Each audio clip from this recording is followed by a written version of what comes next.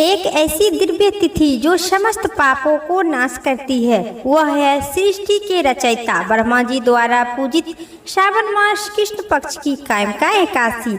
हरे कृष्णा। आप सभी को श्रावण मास की अत्यधिक पवित्र कायमका एकादशी व्रत की बहुत सारी शुभकामनाएं। जो भी भक्त सच्चे हृदय के साथ नियम और निष्ठा के साथ कायमका एकादशी व्रत धारण करते हैं, व्रत में नियमों को पालन करते हैं और कथा का श्रवण करते हैं, इससे व्यक्ति के सभी प्रकार के पाप तप नष्ट हो जाते हैं। यह व्रत सांसारिक बंधनों से छुटकारा पाने के लिए है। इस व्रत को करने वाले धन वैभव पुत्र पौत्री से सुखी होकर अंत में वैकुंठ धाम की प्राप्ति होती है। प्रिय भक्तजनों, आइए हम सुनते हैं कायमका एकादशी व्रत में सुनी जाने वाली मुख्य देवी तुलसी माता की कथा, तत्पश्चात कायमका एकादशी की संपूर्ण कथा, अंत में आरती। तो आइए प्रिय भक्तजनों, श्रद्धा और चित्त से कथा प्रारंभ करते हैं। प्राचीन काल में किसी नगर में एक ठाकुर परिवार निवास करते थे। स्वभाव से वह क्रोधित होने के कारण किसी से भी झगड़ बैठते थे। एक दिन किसी बात पर ठाकुर जी का विवाद एक ब्राह्मण से हो गया। बात इतनी बढ़ गई कि क्रोध में आकर ठाकुर जी ने हाथों से ब्राह्मण की हत्या कर डाले। जब ठाकुर का क्रोध शांत हुआ तो उन्होंने अपने पाप स्वीकार कर और बहुत सी पछतावा, परंतु अब तो ब्राह्मण मर चुका था।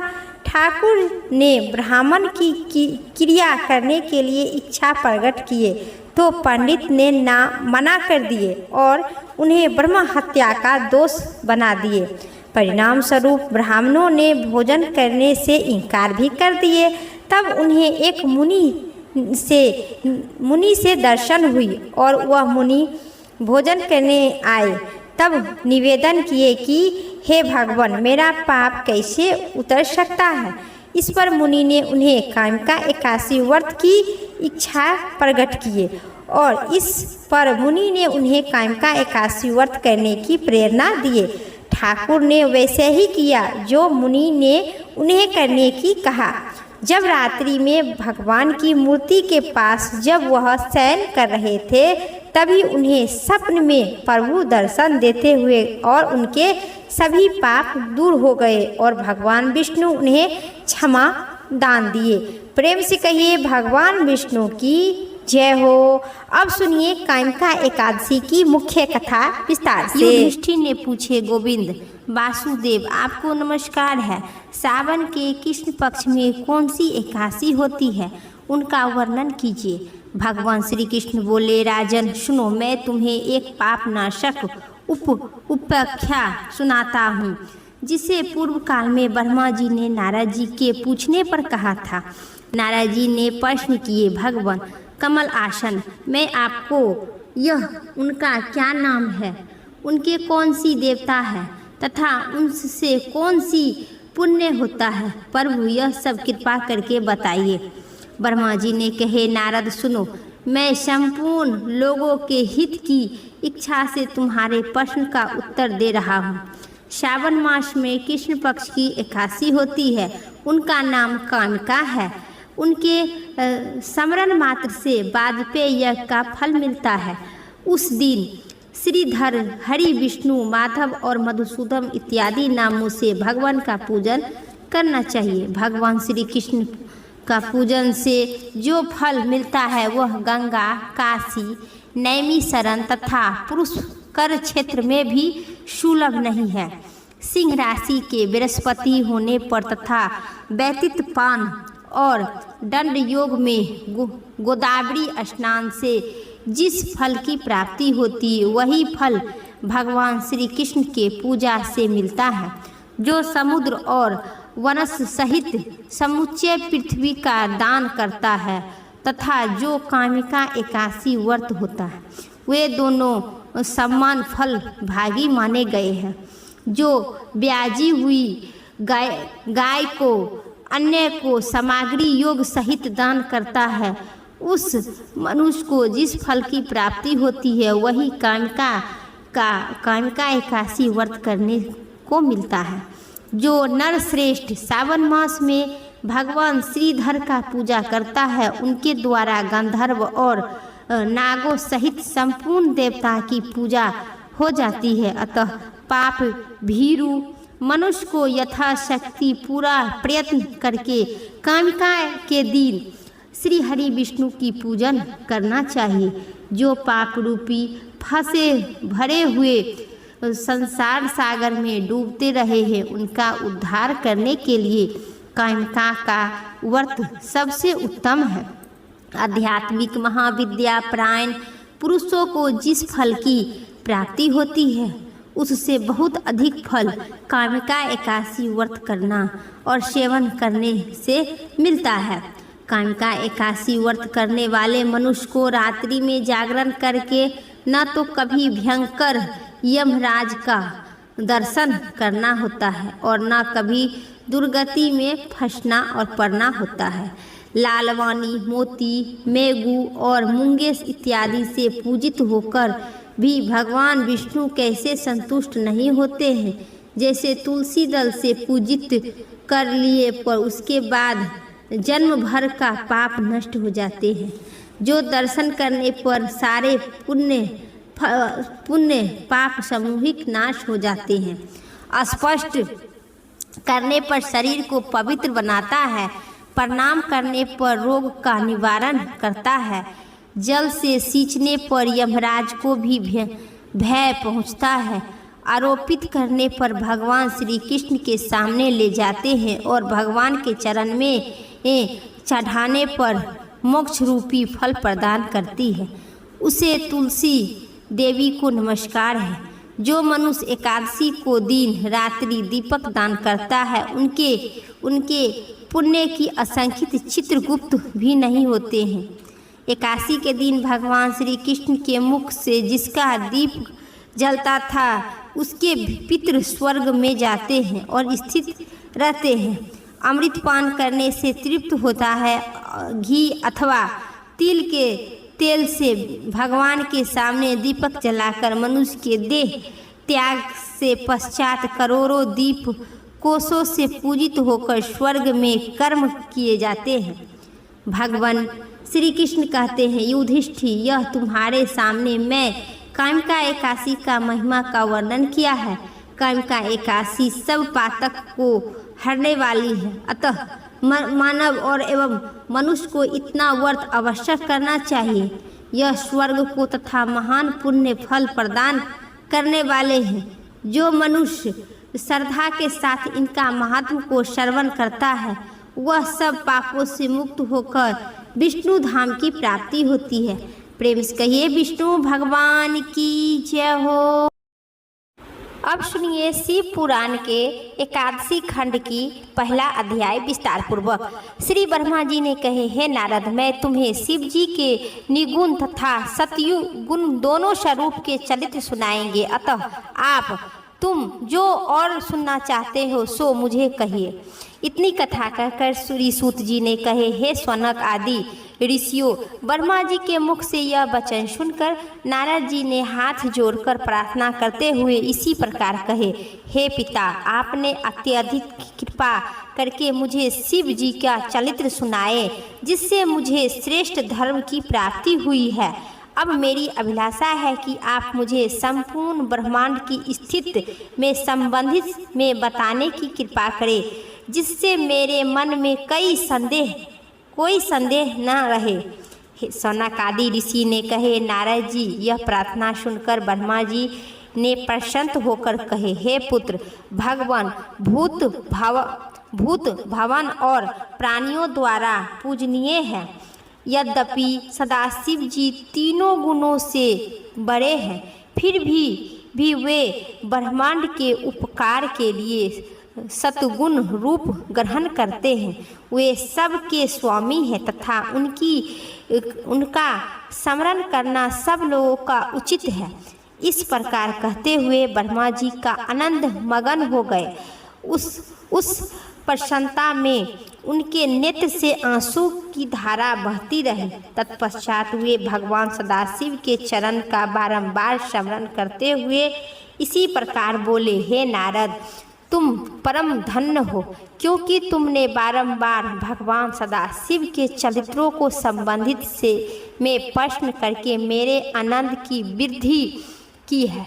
जो लोग भगवान सदाशिव के चरित्र सुनने के लिए किसी से कुछ प्रश्न करते हैं, वे बिना परिश्रम के ही भाव सागर के पार से हो जाते हैं। हे पुत्र, शिव जी के स्वरूप दो प्रकार के हैं, एक क्षय, दूसरा अक्षय।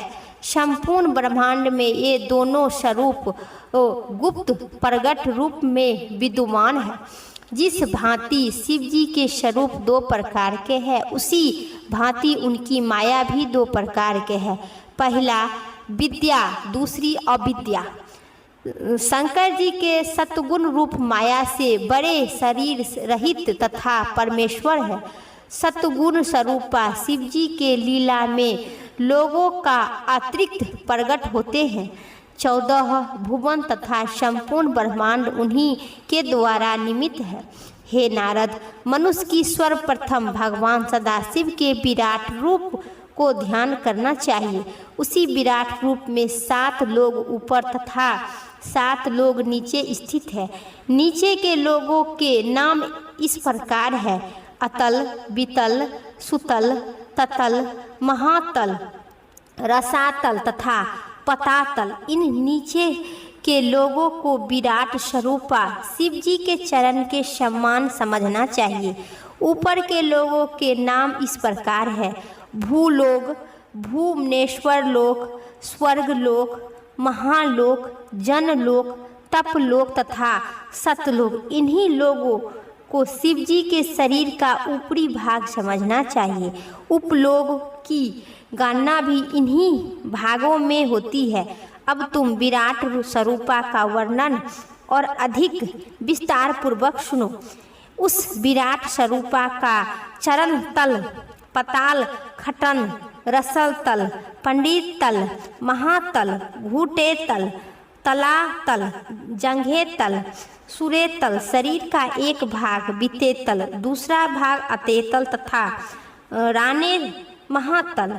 इसी प्रकार ऊपर के लोगों को ये समझना चाहिए कि भूकोल नाभि, भूवे कोल छाती, स्वर्गे कोल मुख, जन कोल मस्तक, तप कोल सिर, सत कोल कंठ, महाकोल हृदय। इसी प्रकार सिर से 5 तल 14 लोगों को विराट स्वरूपा का अंग समझकर ध्यान करना उचित है। हे नारद, अब तुम्हें 14 लोगों को विस्तार का विरधा सुनो। यह संपूर्ण ब्रह्मांड के 14 लोगों में बांटा है। भूतल के 7 खंड हैं। एक अतुल योजन लंबी है, वह स्वर्ग से भी अधिक अनंत उपस्थित है। वहाँ से संपूर्ण सभी खंड अत्यधिक प्रकाशवान तथा सुंदर है। वह भोग विलास के लिए परम सुंदरी स्त्री तथा असंख्यित धन विद्यमान है। वहाँ देवताओं को स्थान रत्नों से चतुर परम सुंदर है, जिन्हें देखकर विश्वकर्मा को भी लज्जा आती थी। वहाँ किसी को दुख, शोक, वृद्धावस्था, मृत्यु, चिंता इत्यादि नहीं होते हैं। रसायन सेवन करने के लिए कारण वहाँ सभी प्राणियों को शरीर अत्यधिक तेजस्वी तथा दृढ़मान हो रहते हैं। उस स्थान पर बहु दैत्य, दानव, श्राप इत्यादि रहते हैं। वे अपना समय प्रसन्नतापूर्वक व्यतीत करते हैं। महाशिरोमणि प्रकाश द्वारा वहाँ कहीं अंधेरे नहीं होते हैं। रात दिन प्रकाश ही फैला रहता है। वहाँ की पुष्प वाटिका में सहस्त्र प्रकार के छायादार वृक्ष फलों के कदे रहते हैं और हृदय को अत्यधिक आनंद प्रदान करते हैं। उन पर बैठे हुए विविध प्रकार के पक्षी अपनी मधुर वाणी से सब लोगों को मन वश में कर लेते हैं। हे नारद, वहाँ की नदियों को कमल के पुष्प खिले रहते हैं तथा विधि प्रकार के मछलियों एवं जल जंतुओं भ्रमण करते रहते हैं।